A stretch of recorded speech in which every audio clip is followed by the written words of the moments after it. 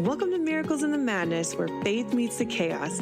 I'm your host, Ashton Kiever, and together we'll explore stories, Bible truths, and encouragement for women living in the beautiful, messy life God has called them to. Each week, we'll dive into real-life testimonies, practical encouragement, and Bible insights to help you walk faithfully through the everyday madness.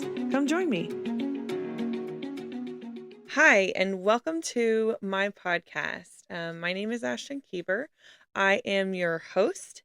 And this podcast is really about following the call that I feel that God's putting on my life. So I want to just start out by saying this is going to be a space for encouragement and support for moms and women and really anyone who is trying to walk in faith with Jesus Christ and needs a little extra encouragement, needs a little extra support.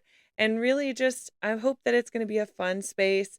We could talk about testimonies. We could talk about specific Bible study points. And it could be a parenting moment, right? But I want to share this time with you regularly because I feel strongly that this is something God's been putting on my heart.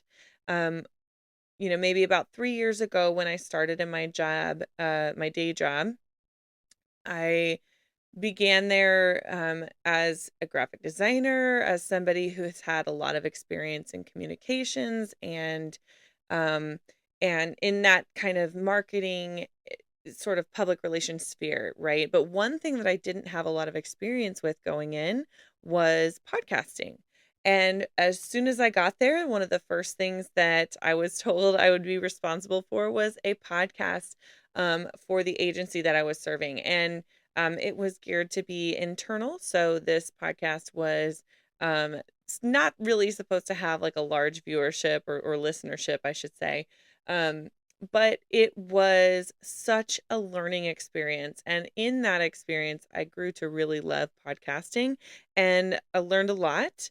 And so I felt for about a year now that God's been putting it in my space. That was a learning experience so that I could carry out his plan for my life. And just like nobody else knows, I don't know what his plan is, but I'm just trying to walk in obedience. So bear with me. I hope that this podcast brings you joy. I hope that it brings you a lot of interesting or good things to think about as you go about your day and on your journey with Christ. So with that being said, I guess, this is a good time for me to tell you a little bit about myself. And so I think the best way you can get to know me is I will quickly do like the easy questions, right? Like you're in a room full of people and it's the icebreaker. Like I'll give you the top level information there.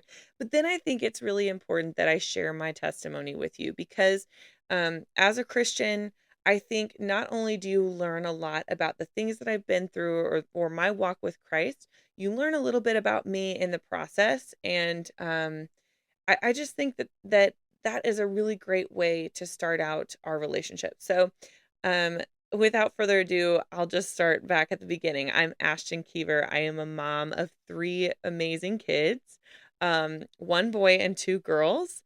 I am a wife to Zach Kiever. He is a youth pastor at our church, and that is a whole piece of our journey that I would love to share about sometime, but maybe when I have him on the podcast, I'll let him talk about it. But really, so we have a dog. Her name is Zelda, and if you're a gamer fan, you'll know where that name came from. We live in a little house that we built, and it is, it has in the past we have been maybe less than content with our house, but as we have grown as parents and as adults and Christians, we have learned to really love this place. And, it's not that we don't still dream about building up on the house or whatever, but it is a place for us to really check ourselves and say, like, look at this amazing blessing that we have. And like all of the things that come with it, and that's a blessing. So our parents live right down the road from us. So it has been especially convenient when our kids, when I'm pregnant and baby time could be anytime. It's really easy to call my mom and she can be here in a few minutes flat, to make sure that we get to the hospital safely. Or anytime that we've had an emergency, it has just been such a blessing. But outside of emergencies, it is such a cool thing to live surrounded by people that you know and love.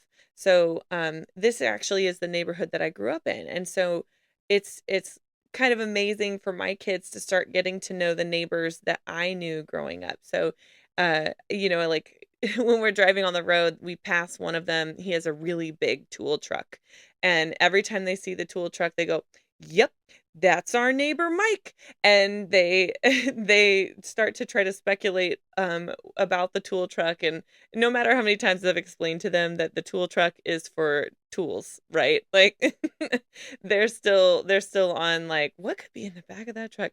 Man, that's such a big truck. And it's cool. But anyway, so our kids are 5, 3, and 1.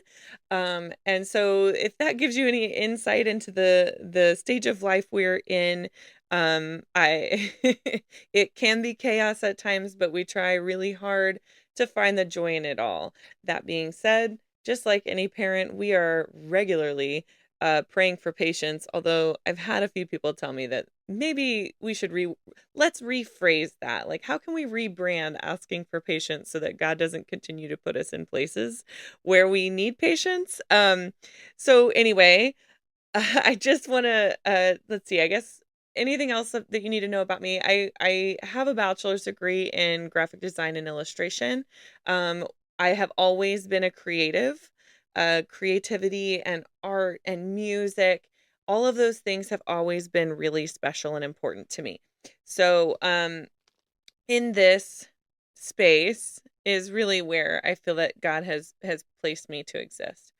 So, um I'm sure you'll get to know more about me as we go through this whole journey together. But for now, I'll leave it at that. And I will start to share with you a little bit more about my journey to a real relationship with Christ. So, growing up, I was in a different kind of church than the one I'm in now, but it was still a Christian church. But the practices are quite a bit different. Right now, I'm in a non-denominational Christian church, and the church I was in before was really structured and very, very, just very different in a lot of ways from where I go now. But I don't remember like a genuine, intimate relationship with Jesus Christ being built in so much as, this is how you have to go to church on Sundays, and you have to do this and you have to do that. And this is like, there was a lot of logistics around how to practice my faith, but I don't really remember there being a whole lot of like, hey, at the very core, if you have a relationship with Jesus Christ, you are on the right track. So, that being said, the prayers that I learned were very structured and like memorized.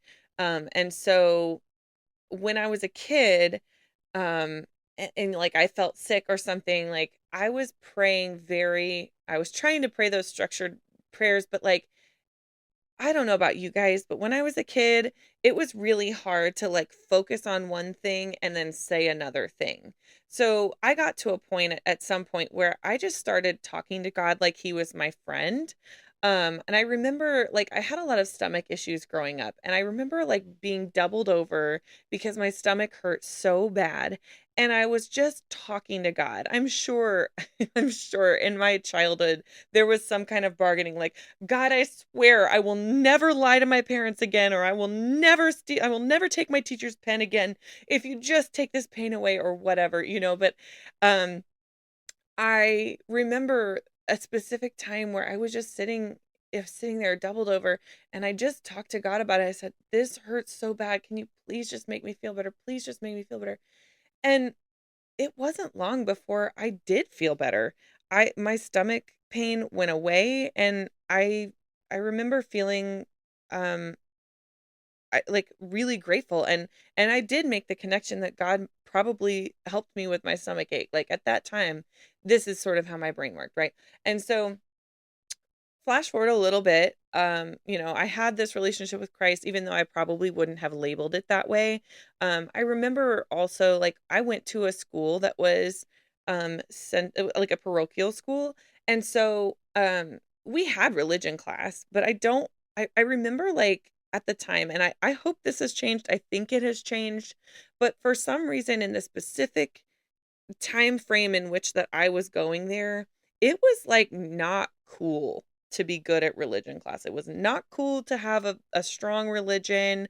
Like, the kids who were deeply invested in their faith were kind of weird, and, like, they were going to vocationally become somebody in their faith, and, like, that was like, the weird job. Like, it was a weird, I don't know why and maybe that was just my impression of it. So, like, I will own that right here, in that, like, maybe that was just my impression and I received it wrong as a child. But for whatever reason, it was not cool in my mind to acknowledge or be invested in my faith.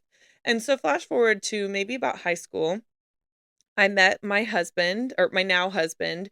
At the time, Zach was my boyfriend, and he had kind of grown up in the same sort of church that I did. But there's another church in his town that did like an after school program. And the after school program, this was a non denominational Christian church. That after school program really got him involved and taught him a lot about what it means to be a Christian and his faith. And so he would attend there every once in a while on a Sunday as well. And so, um, after we started dating for a little while, he had invited me to come with him to this church. And I remember, so like, I remember feeling like, okay, well, I for sure have to go to my church first. And so I went to my early morning service. It started at like 7 a.m. with my family. And then I drove straight over to his church with him, and we went to church together there. And I remember thinking how weird it was. But like, outside looking in, right? I mean, I guess I didn't think it was so much weird as it was just different. It was pretty different. And it was really I like so on one hand I thought it was really weird and really different. But then on the other hand, I was kind of like, this is kind of the same as what we do. It's just in a different order. And to some degree I still feel that way, but there as I've grown and learned a lot about my faith, it's just sort of funny to look back and like try to re-enter that mind space. But um so anyway, I remember after we had attended that church service together, we kind of would every once in a while together. I graduated high school and I went away to college. And when I was at college, there was a specific evening service for the faith that I was currently a part of, or the denomination that I currently practiced. And so I would go to that on campus ministry service or whatever. Um and it was a pretty politically volatile time. And I'll just say right up front, like, I am not super crazy about bringing politics into church. I totally respect you if you disagree. I think while my voting preferences are very much connected to my beliefs and my vision, or in my religion and my faith, and what I believe God is telling me, and what I read in the Bible, all of, like, the way I vote is completely connected to that. But I just feel that politics is a very worldly thing, and I don't like hearing about it in church. Um Again, I completely respect you if you disagree with me, but this is just my opinion, and this is kind of where that opinion came from and started, is in church. Um in that church service, it was a huge topic of conversation, something that was big in politics at the time. And there were I just felt really turned off by the fact that we were talking about it in church. And it wasn't so much that we were just talking about it in church. It was that the person who was talking about it was the authority of the church, and he was talking about it as if you vote this way, you are evil and you are allowing evil into the world. And I felt very strongly that that was not cool. And I understand that this is like one experience.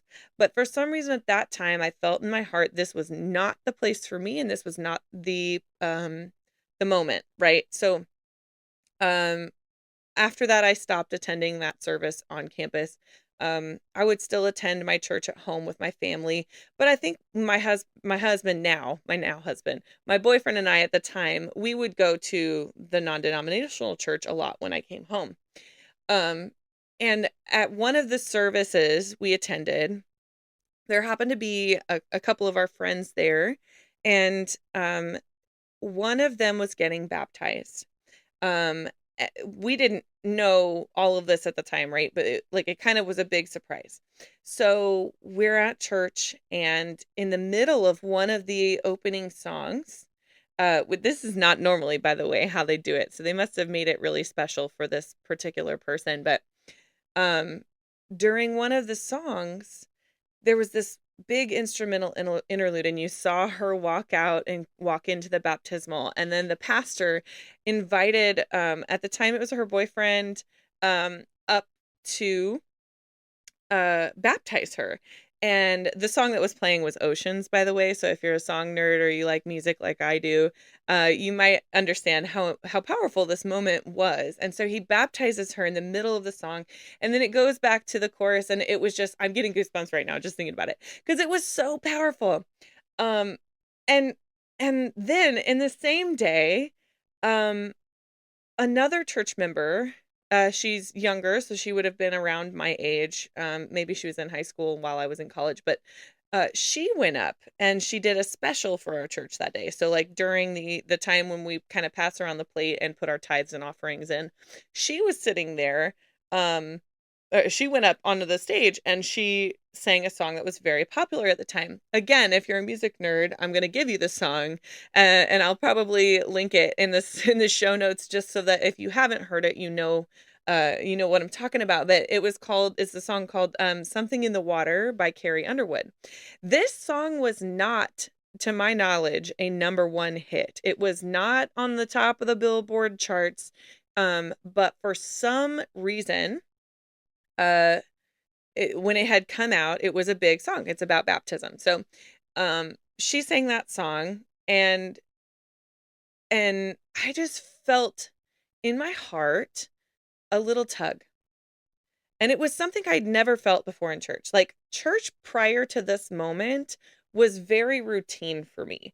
It was like, okay, we've got to go on Sunday, and we got to tell Jesus thank you, and then move on with our week. Like it was a box to check, right? Well, um, it was a very moving service. And so by the end, if you're familiar with the non-denominational or maybe a Protestant type kind of church layout, they did an altar call.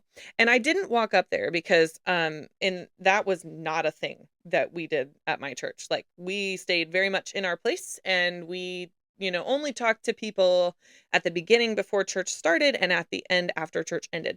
Like it was just very out of my normal structure. But I remember standing in my spot and I just started crying, and I had never cried in church before. Crying in church was like made for people who get emotional at weddings or funerals. And so this was a really weird kind of a scary moment for me. And so, I remember the pastor, afterward, we left, and I told Zach about like the feelings I was having in the car, and my brain said, like, I basically sat there and I prayed. I said, okay, God, um, if this feeling means that I'm supposed to get baptized here, um, I'm gonna need you to make it clear to me. Uh, He did. He made it very clear to me. So for the rest of the week, that song I told you was done as a special, Something in the Water. Everywhere I went, where there was a radio playing, or every place that I turned a radio on, that was the song that came on. And that's why I made a point to say, like, this song, as far as I know, never reached the top 10. It was never, like, maybe it was in the top 10, but it wasn't like number one. You wouldn't think it would be played so much. And so, um, I just remember thinking, okay, well, and also it was also songs about water. So, I think one other time, it wasn't that particular Carrie Underwood song, but it was a different song about water, and I finally got to the point where it was getting really funny, um, but it was so weird, and that I just knew I could just feel it, like, if you've ever felt God, um, moving in your life, if you've ever experienced that, I just knew this was him talking to me. And so, Zach and I went and spoke to the youth pastor, at the time, whom Zach had a really great relationship with through the youth programs. And I kind of talked to him about what had been going on, and explained, like, I think I'm supposed to get baptized. I don't really know. I'm just trying to, follow, what I think God's trying to tell me. And he kind of talked me through it, and I ended up getting baptized the next weekend. And so I stayed fairly strong in my faith for a couple years, but I was kind of straddling the line between my previous faith life and my new faith life, right? So the previous denomination that I spent time in, um, I was baptized as a baby, and I was, still going to church with my family, and but my one of the things that was sort of a miracle to me is that, when I decided to get baptized by immersion, full immersion in water, I told my dad that I was going to do it, and I really thought he would not come. I thought my mom wouldn't come. I thought my family wouldn't support me because it was not um part of their beliefs. And um after my dad gave it some thought, he decided to come that Sunday and be there for my baptism. And it was just a really big moment because, if you know anything about me, I am a daddy's girl at heart. My dad and I have a really strong relationship. We absolutely butted heads. Well, I think I have a strong relationship with both my parents, but I have always been a daddy's girl. And anyway, so it meant everything to me that my dad decided to come and be a part of that special moment for me. And talking to him later, his response was, "Well, um, I decided it was more important that you were investing in your faith, in Jesus, than the specific way that you were doing it. And so I wanted to support you in that." And that meant a lot to me, and it really has shaped a little bit of how I try to approach the denominational differences, between not just the two faiths that I have participated in my life, but also just like the general scope of the differences. So, anyway, so into college, I was an art major, right? So I did several projects about my faith in college, and then and so all of this happened kind of earlier on in my college life. And then following that, I kind of, you know, air quote, got too busy. And so when I came home, if I was asked to sing in the worship band, sometimes I would, but also sometimes I would agree to it, and then I wouldn't want to get up on a Sunday morning, so I would say I was sick. And yes, I'm looking back on that now and shaking my head and wagging my finger at my previous self. Like, you just, you grow up and realize, like, man, what a poor decision that was, because not only did it just painted maybe some people's perspectives of who I was as a person, and I don't think I'm that person, at least not anymore. So, and also as someone who leads worship at church now, whew, that is so frustrating. So anyway, uh, I digress. Anyway, shame on me. Um, but I just want to be clear, like, I know how far I went in a different direction. So honestly, after college, I got a job, and I got too busy, and I didn't want to wake up on Sunday mornings to go to church. And um, then I made some friends with people who spend a lot of time in the new age, I would call it, world where, you do tarot cards and we talk about crystals and how the universe provides for us and all of those things. And I look back now and I'm like, man, did the world have a hold on me? But as I've grown past that, and I've developed more of a stronger faith in my Christian faith, I've just learned the error of those ways. And so anyway, we went on to finally decide, like, we're gonna make a better commitment to going to church. And so we got married in 2018 at the church that I'm talking about, which is actually our church now. So I'll just say that. Spoiler alert. But as we were working on getting married, we were starting to talk to an officiant from my previous denomination, because we kind of were still straddling that line between where we kind of fell on the faith spectrum, or on the religion spectrum. And everything about that meeting felt wrong. Um, like, I had this deep feeling inside my body as we were meeting with the original officiant, that that everything was wrong, and there were all of these rules around how our wedding had to look and what our marriage counseling was going to look like. And we couldn't even set a date until we had so much counseling, and it wasn't even just all of the rules, just something about the whole experience felt wrong. And so we Zach said, "Well, why don't we just go talk to Lewis?" His name's Lewis, the youth pastor. And so we did. We went and talked to Lewis, and the more we talked to him, the more we got to know him. Well, I got to know him, but uh, just in that one conversation, it maybe wasn't even an hour-long conversation. Um, Everything about that felt right. Like, I cried in both situations. I cried at the first meeting and I cried at the second one, but it was for different reasons. I cried in the first one because everything felt wrong. I was disappointed. I was scared. I didn't like any of what I was hearing. Everything felt not about what it was supposed to be about. And then this other meeting, I was crying tears of joy. Like, it felt right.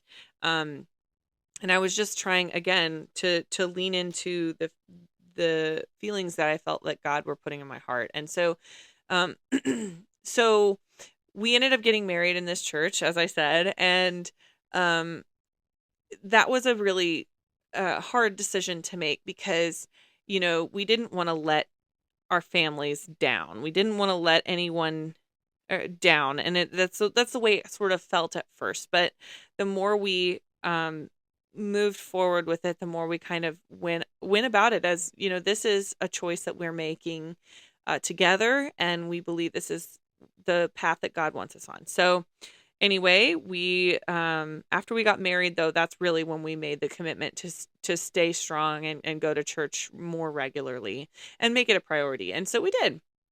And so we, fast forward, Zach was asked to be a deacon, and there was a change in leadership at our church during this time. And it gets to be about 2020, which is, we actually had Bennett in the beginning of 2020. And then, like, a month or two later, the entire world shut down because of COVID. And so, anyway, during that time, it was super isolating. The career, and I don't want to spoil too much of Zach's story. So, the career that Zach had gone to school for and had been planning on, became a pretty rough kind of career to be in during that time. And there weren't actually a lot of jobs available for one reason or another. It almost became a pretty saturated market. And so Zach, uh, our new pastor, had invited himself over for lunch, actually. And it was sort of funny, but it was good because he needed to get to know everybody. And so he invited himself over for lunch, and we got to talking. And actually, in previous years, people had talked about, like, when we needed a youth pastor, they were like, "Man, I think Zach would do a really good job at that." And turns out it was planting seeds. So our new pastor heard that and said, "Well, Zach, you're not employed right now, in anything, and we need a youth pastor. So would you want to fill in for it part-time at this time? And so Zach took it on. And I think it was maybe a year after that, that he became full-time and was ordained as a minister at our church, in the youth pastor kind of realm. And he still is the youth pastor there because we believe this is where God has us. And so anyway, so I'm still working full time. I I currently still am working full time, but at this time, I was working at the same job that I got out of college, and I really loved it there for a long time.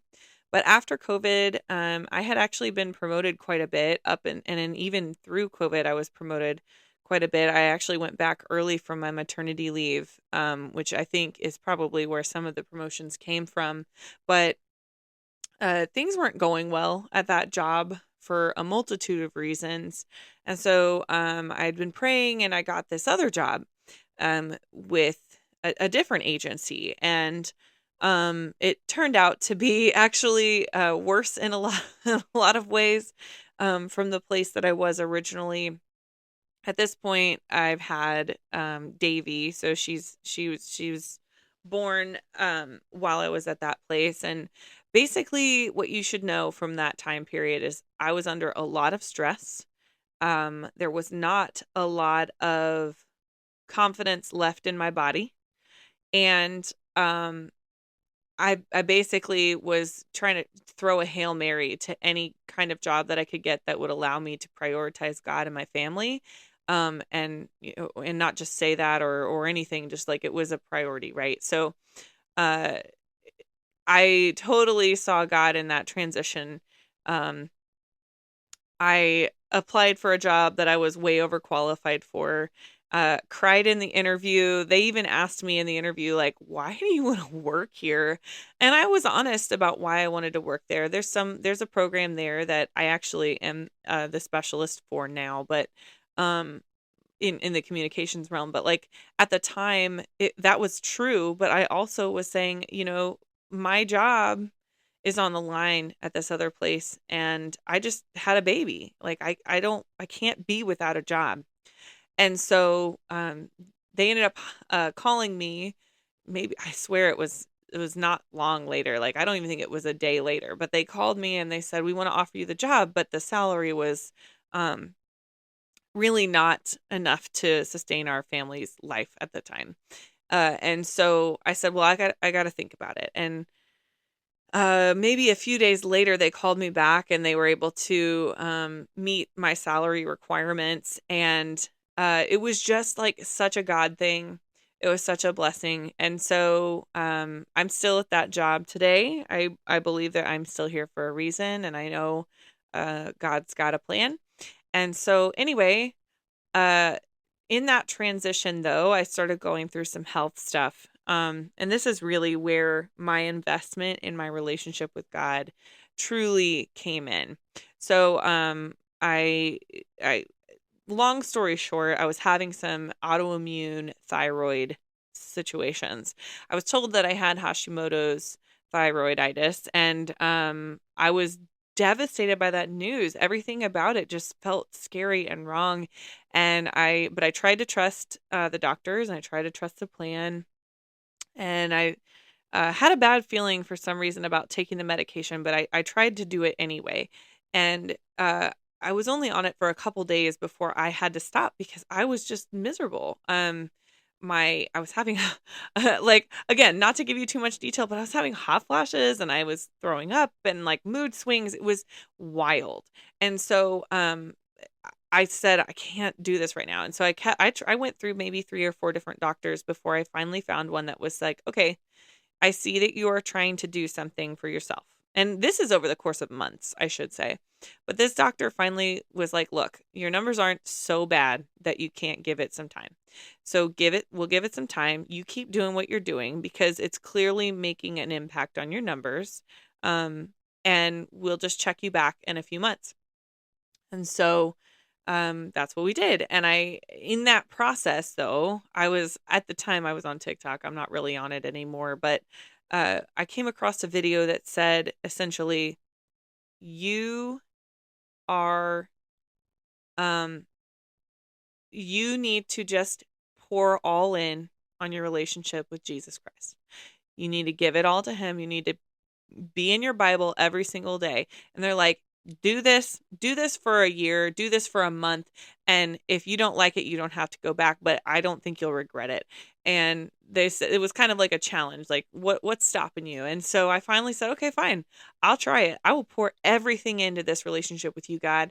And I can't tell you the difference it made, but uh I can tell you that by that 3-month checkup mark, my numbers were fantastic. And I went from worrying about whether or not I'd ever be able to have children again because of this condition to pregnant with my third child and my numbers completely regulating. And then after having my third child, my numbers were a totally different kind of thing. And it was just funny because I just had to laugh at it at that point because it was just it was a journey, but it was one of those moments where you're like, okay, God, like you're so funny.